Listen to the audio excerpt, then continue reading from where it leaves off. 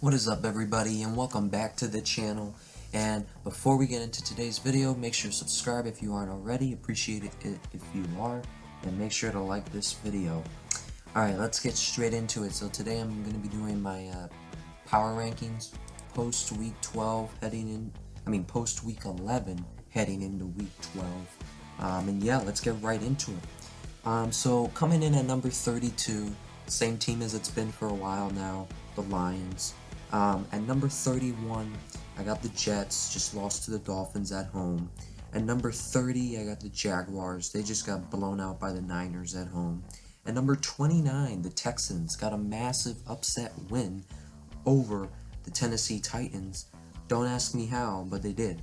At number 28, the Bears. The Bears, it just continues to... Things are getting uglier and uglier there for the Bears. Justin Fields got hurt.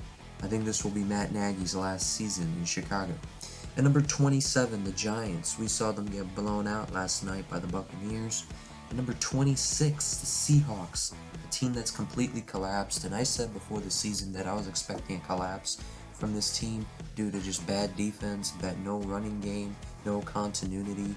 But I didn't realize it would be this bad. At number 25, the Dolphins, who have gotten a couple of wins. At number 24, the Falcons, who got shut out at home against the Patriots on Thursday Night Football. They've scored 3 points in the last 2 games combined. Then coming in at number 23, I got the Washington Football Team, who got a big win over the Panthers. At number 22, I have the Panthers. I still have the Panthers ahead of Washington because I still feel the Panthers have a better road to the playoffs and slightly are the better overall team, but Washington did beat them. At number 21, I got the Eagles, who have gotten a couple of wins now. They got an upset win over the Saints, or at least in my eyes, an upset. At number 20, the Broncos. They had a bye week this week. At number 19, the Raiders. They just lost to the Bengals. At number 18, the Saints, who have just lost a few games in a row now ever since that big win against the Bucks. They just extended Taysom Hill to a big contract, 4 years, which is interesting. I wonder what the quarterback plan is there in New Orleans, because it's clearly not Trevor Siemian. At number 17, the Vikings. They just got a massive win over the Packers. I predicted that game correctly. I don't know where this team's going to go from here, because I feel like every time it looks like they're about to turn the corner, they weirdly lose in a weird way. So yeah, at number 16, the 49ers. Back on track, but the question is, with this team, can this team just get into the postseason? The division's pretty much out of the question. Can they get into the playoffs? They lost too many close games early in the year. See if they can overcome that. At number 15, the Browns got a win, but it really didn't feel like a win. Baker Mayfield's wife was talking some, not positive things about fellow Browns teammates of Baker Mayfield. At number 14, the Steelers. They lost in a shootout with the Chargers on Sunday Night Football. At number 13, the Colts, who just got a blowout win over the Buffalo Bills, exposing the Buffalo Bills for what they are. At number 12, the Bengals. They got a win. Hopefully that gets them back on track. At number 11, the Bills. This team's starting to unravel. The defense is being exposed.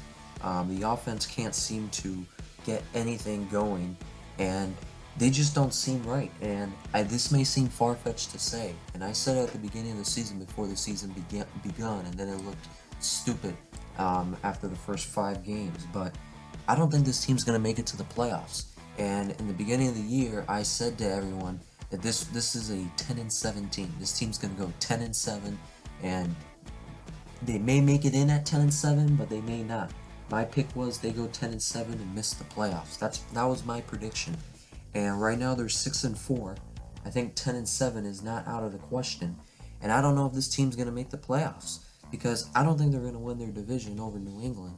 And there's so many other teams in the playoff picture that can outdo them for that last wild card spot. I'm talking about teams like the Bengals, the Steelers, the Browns, the Chargers, the Raiders.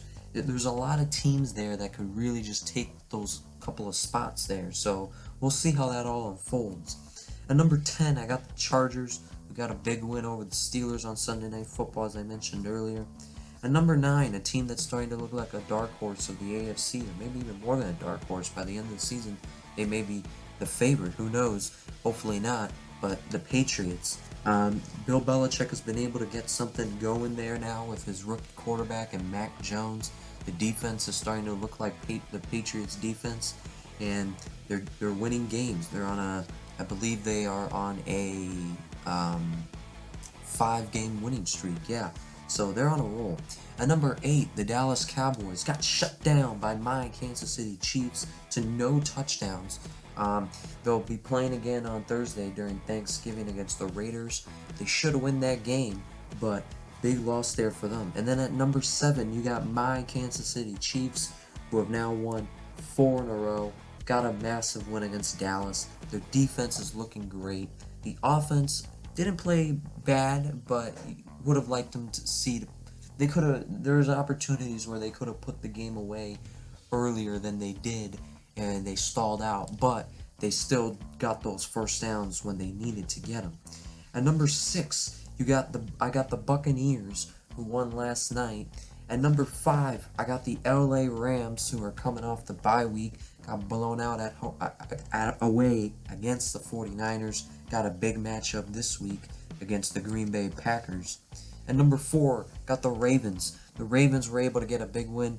Not a big win, but they were able to get a win without Lamar Jackson, which I think is a confidence booster for this team, because this is a team that a lot of people say that Lamar Jackson carries his team, and the team really, if Lamar wasn't there, this would be a 4-win team. That's kind of the perspective of a lot of people, and I don't know if that's true. It might be, but winning without him on the road, coming off of that weird loss to the Dolphins with him, I think is a huge confidence builder for that team.